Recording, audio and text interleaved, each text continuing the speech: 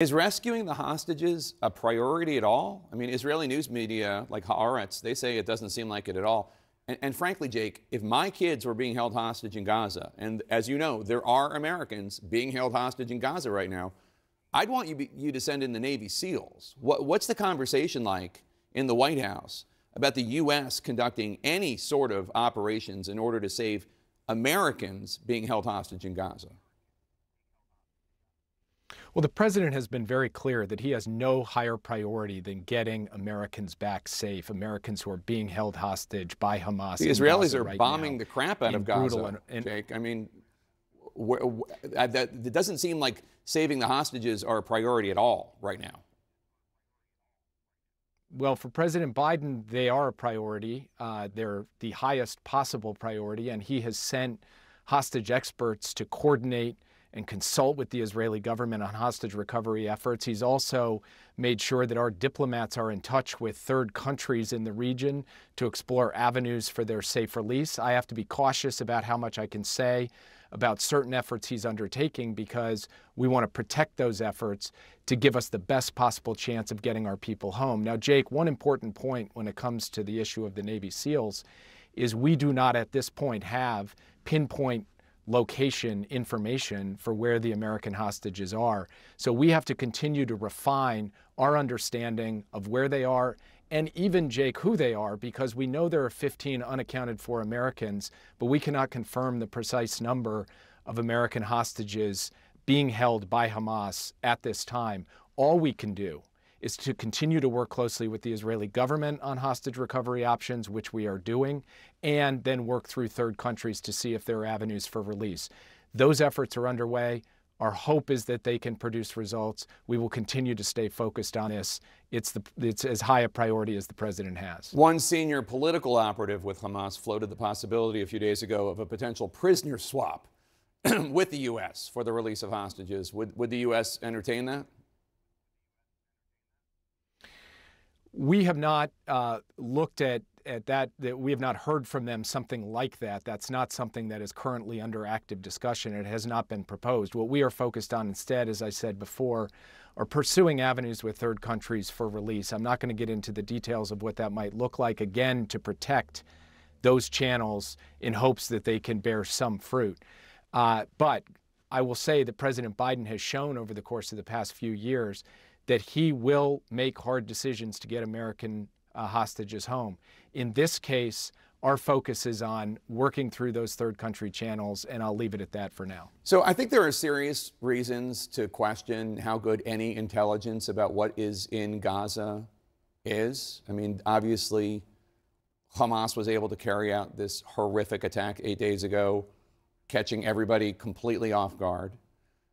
You just said that we don't know where the hostages are in Gaza.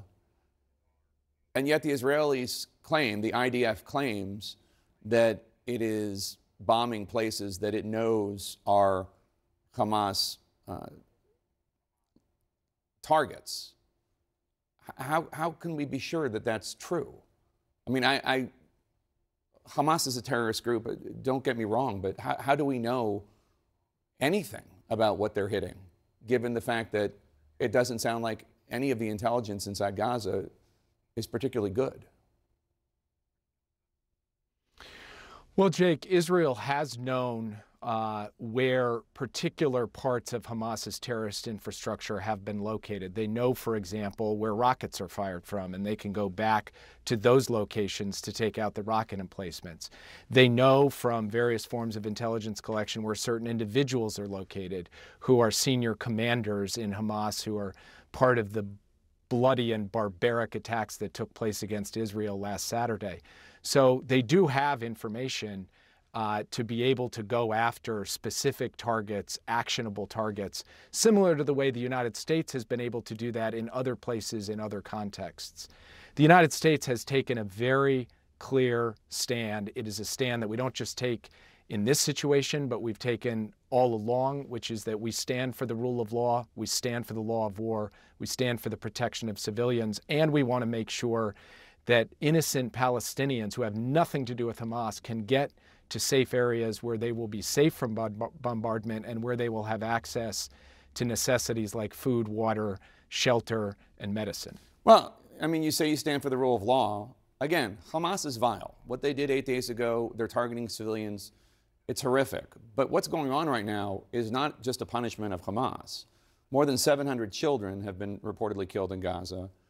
And obviously, electricity, food, water supplies have been cut off by Israel to the totality of Gaza.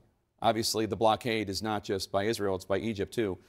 Take a listen to what Secretary Blinken said last year when Putin was targeting Ukrainian infrastructure. Heat, water, electricity for children, for the elderly, for the sick. These are President Putin's new targets. He's hitting them hard. This brutalization of Ukraine's people is barbaric. Now look, Israel is not Russia. Gaza is not Ukraine. It's a different situation. But cutting off supplies, cutting off heat, cutting off water to civilians, what's the difference? Well, first, thank you for saying that Israel is not Russia, because Israel is not Russia. But Second, civilians as are I said civilians, before, Jake. we are in Civilians are constant civilians. contact. Yes, absolutely they are, and they deserve, as I said before, access to water and medicine and food. And we are working actively to ensure that that happens. And I can tell you this morning, Jake, that I have been in touch with my Israeli counterparts just within the last hour, who report to me that they have, in fact, turned the water pipe back on in southern Gaza. That has been the subject of discussion over the course of the past few days. The United States is going to continue working with Israel, with the UN, with Egypt, with Jordan, and with a lot of the groups on the ground to make sure that innocent Palestinians get access to those basic necessities and are protected from bombardment, because they deserve that right, the right to those necessities and the right to safety and security every bit as much as Ukrainian civilians do or civilians anywhere do. And the United States hasn't made any bones about that. We're working hard on that. We're working to make sure that that is the case as this unfolds. And it's something that has been a high priority for President Biden, for Secretary Blinken, and for myself. But you're not telling the Israelis to let the Palestinian hospitals have power. Our position is that hospitals should be able to function. Hospitals should not be targeted. People should be able to get access to life-saving medical care. We don't qualify these statements. We don't say that there's some kind of caveat to them. These are simple, clear, declarative statements. It is our position that's consistent with the law of armed conflict, the law of war. It's consistent with our view as we have presented it. And I would just say, Jake, that there's a lot of reports in the fog of war about things that happen. We're not going to respond to every one of those, because we will seek clarity in the appropriate way, but we will never back off our basic principles and our basic proposition, which we have made both publicly and privately, about our view about how civilians have to be protected. I haven't asked you any of the fog of war stories. I've seen stories that blame Israel for things that later on it turns out Hamas did them. I get it. I understand. But we have reports, and I'm sure you have them too, that hundreds of the individuals stuck in Gaza are American citizens.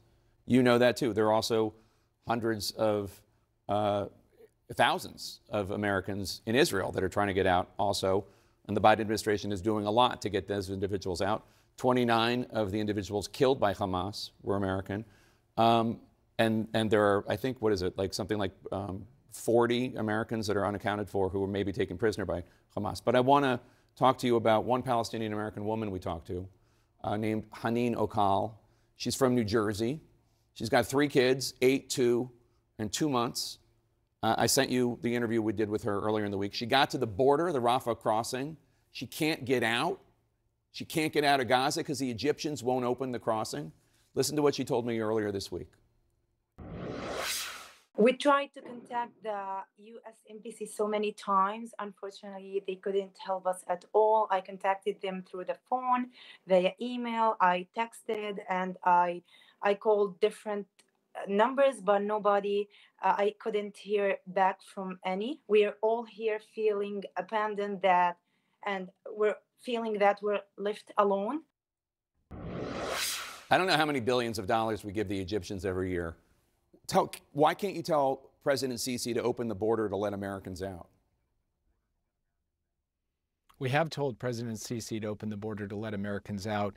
The situation there at the crossing is actually more complicated. The Egyptians have, in fact, agreed to allow Americans to depart to get safe passage through the Rafah crossing. The Israelis agreed to ensure that the area around there would be safe, at least as far as they were able to do so.